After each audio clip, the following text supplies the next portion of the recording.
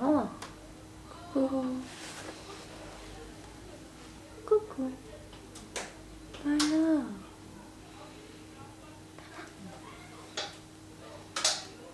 T'as les yeux tout sales.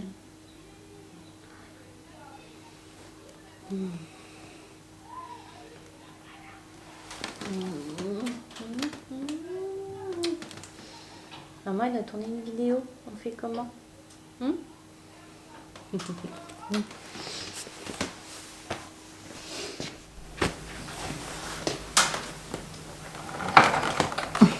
tiens, maman s'assoit.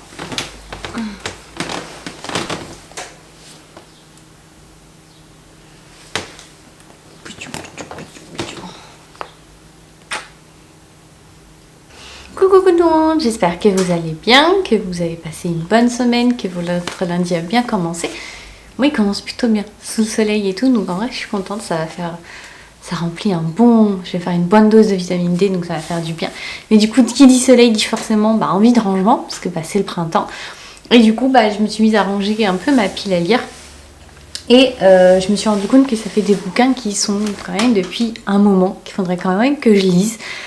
Du coup, je me suis fait une mini pile à lire, de livres qu'il faut absolument que je lise. Donc j'ai envie je voulais vous le montrer un peu, parce que du coup, avec ma pile à lire du printemps que j'ai fait, je me suis rendu compte que je l'ai quand même bien avancé, j'ai quand même lu pas mal, donc je me dis que peut-être que si j'arrive à me les laisser du coup sortis, pas dans ma pile à lire, je vais peut-être les lire, qui sait. Donc je vais vous les montrer, c'est parti.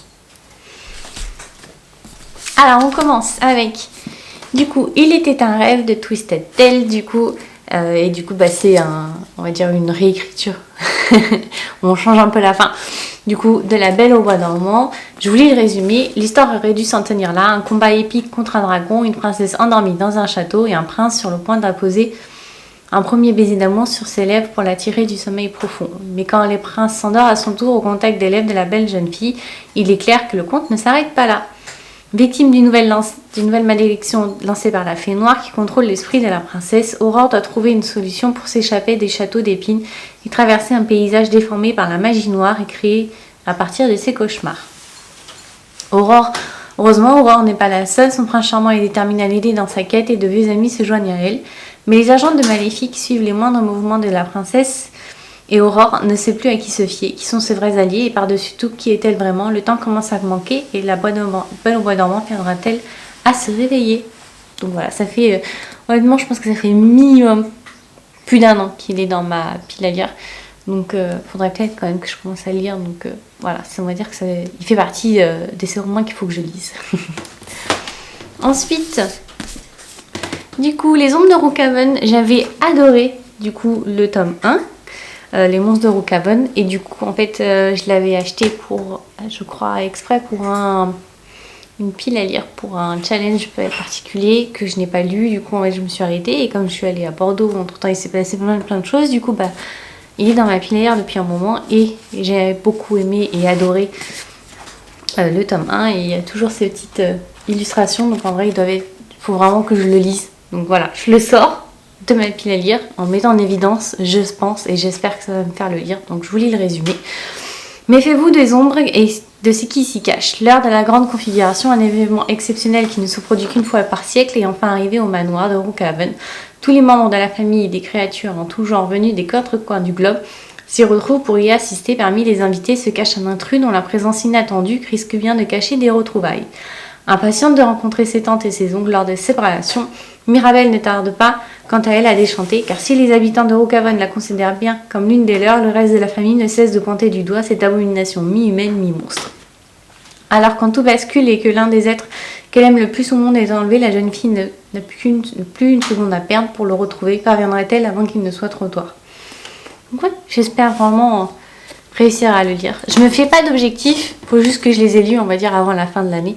Donc en vrai, normalement, il nous reste 9 mois, ça devrait être possible. Ensuite, j'espère enfin peut-être finir cette saga. J'ai adoré les 2 premiers tomes, sauf que au moment j'arrive pas à me retrouver le mood pour lire ce 3e tome. Du coup, il s'agit de l'Empire d'Or, du coup, de Chakraborty. Je suis désolée si j'écorche le nom, du coup, de la Maison des Sexys. C'est un sacré pavé. Mais il faut absolument que je me mette dedans. J'avais absolument adoré les tomes précédents, mais bah je sais pas pourquoi. Je l'ai acheté, je me suis dit je vais me mettre dedans et pour le moment j'arrive pas à me remettre dans le mood. Je sais pas pourquoi, parce qu'il est juste génial. Donc j'ai continué à le prendre en version reliée, parce que bah, c'est ce que j'avais pris pour les 2 premiers. Et j'arrive pas à savoir pourquoi je me mets pas dedans. Est-ce que c'est parce que la vibe est passée ou est-ce que... Je sais pas. En plus, je ne l'ai pas vu tant que ça passer. Est-ce que ça joue aussi? Honnêtement, quand il est sorti, j'ai l'impression qu'il est un peu passé aux oubliettes. Comme, c'est comme l'Empire des Vampires aussi qu'ils avaient sorti de Saxus. Donc voilà. Mais franchement, il faut que je me le lise cette année. Donc je voulais le résumer. Après, une conquête brutale à dépouiller. Après qu'une conquête brutale a dépouillé la cité de sa magie, Manu et son commandement Dara doivent essayer de réparer leur alliance fragile et maîtriser un peuple agité et en guerre. Mais les effusions de sang et la perte de sa bien-aimée Nari font ressortir les pires démons du sombre passé d'Ala Fishin. De son côté, Nari et Ali sont désormais en sécurité au Caire, mais ils sont hantés par le fait d'avoir laissé derrière eux des êtres chers à la merci d'un nouveau tyran. Alors que le prince cherche de l'aide dans la patrie de sa mère, il découvre que son lien avec les Marites est plus fort qu'il ne le pensait et qui pourrait menacer sa relation avec Nari ou même sa propre foi. À mesure que l'échange de paix s'amenuise, l'affrontement final semble inévitable. Pour changer le monde, Nari, Ali et Dara vont devoir combattre ceux qu'ils ont aimés autrefois et prendre position pour ceux qu'ils ont blessés. Donc voilà, et je crois que c'est la fin. Normalement, c'est le dernier tome. Donc oui, il faut que je me lance dedans. Il faut que j'arrive à je sais pas, à retrouver ce qui a fait que j'avais aimé autant les 2 premiers tomes. Donc faut vraiment que j'y arrive. Ensuite, il est sorti il n'y a pas longtemps, je vous l'accorde. Mais ce qui me fait peur, c'est comme l'autre, en fait, c'est le pavé. Et comme j'étais à Bordeaux et que je prenais pas forcément le temps de lire, du coup, ouais, il me faisait peur. Mais du coup, c'est Crescent City et Sarah Dimas. Normalement, ça, je devrais avoir pas trop de difficulté à lire parce que j'ai lu des plus gros d'elle, dont le tome 1. Donc, il faut vraiment, en fait, il faut juste que je me pose et que je le mette. Et du coup, je me dis que c'est pareil, c'est comme l'autre. Même s'il est gros et le fait qu'il soit plus, on va dire, caché dans ma pile à lire, je devrais le lire sans trop de difficulté. Parce que quand des fois je viens de ma pile à lire, j'ai lu un bouquin. Et le fait de voir, vous voyez, aussi gros, je me dis, ouais, non, c'est gros quand même. J'ai envie d'un petit livre tranquille. Vous voyez ce que je veux dire? Et du coup, ouais, ce qui me fait un peu peur, c'est sa grosseur. Donc, je le sors, je le mets sur ma table avec les livres que je veux absolument lire. Et donc, normalement, il devrait être lu, j'espère, avant l'été. Donc, je voulais le résumer. Après avoir sauvé Crescent City, Bruce et Hunt tentent de revenir à une vie normale, le temps de se remettre des événements du printemps et de voir ce que leur avenir leur réserve. Ils ont choisi de garder les choses platoniques entre eux, mais pourront-ils résister à la tentation? Malheureusement, la paix est de courte durée. Ils sont entraînés malgré eux dans un mouvement de rebelles qui s'oppose au terrible Astérie. Ces derniers les ont laissés tranquilles jusqu'ici, mais ils scrutent jusque leur moindre mouvement et attendent un seul faux pas de leur part pour les éliminer. À mesure qu'ils en apprennent davantage sur la cause rebelle, Brice et Hunt vont être confrontés à un choix, rester silencieux pendant que les autres sont opprimés ou se battre. Et ils n'ont jamais été doués pour garder le silence. Donc, voilà, il faut que je le lise. Le 1 était juste génial. Et pour le moment, pour être honnête, ce qui me fait le plus peur, c'est la taille, puisque c'est une bricasse. Il faut être honnête. Il fait, allez, 1000 pages sur... Voilà, même pas. Il fait 958 pages. J'ai lu des bouquins de 1000 pages sans... Mais après, c'est écrit tout petit. Je me trouve des excuses, je suis horrible. Mais ouais, il faut que je me le lise. Et du coup, je me les sors de ma pile à lire. Je me les en évidence. Et il fait partie des bouquins que je vais absolument lire, donc il est là. Ensuite, je me suis acheté 2 e-books. Et pareil, ça fait un moment qu'ils sont dans ma tablette, mais que je n'ai toujours pas lu. Donc, il faut vraiment que je m'y mette dessus. Donc... Alors, le premier, nous avons du coup Entre terre et ciel, du coup, de la maison d'édition Bragelonne, et je vous lis le résumé. J'avais adoré le résumé quand je m'étais mis en fait dans ma pile à lire. Je l'avais précommandé en e-book quand j'avais fait ma vidéo du coup pour la sortie livresque, donc je vous lis le résumé. Dans la ville sainte de Tova, le solstice d'hiver est un jour de fête et de renouveau. Mais cette année, il coïncide avec une éclipse solaire, un événement rare que le prêtre du soleil considère comme un déséquilibre du monde. Parti d'une cité lointaine, un navire doit arriver à Tova pour le solstice. Sa capitaine Xiala est une tech en disgrâce dont le chant apaise la mer aussi sûrement qu'il peut faire perdre la tête à un homme.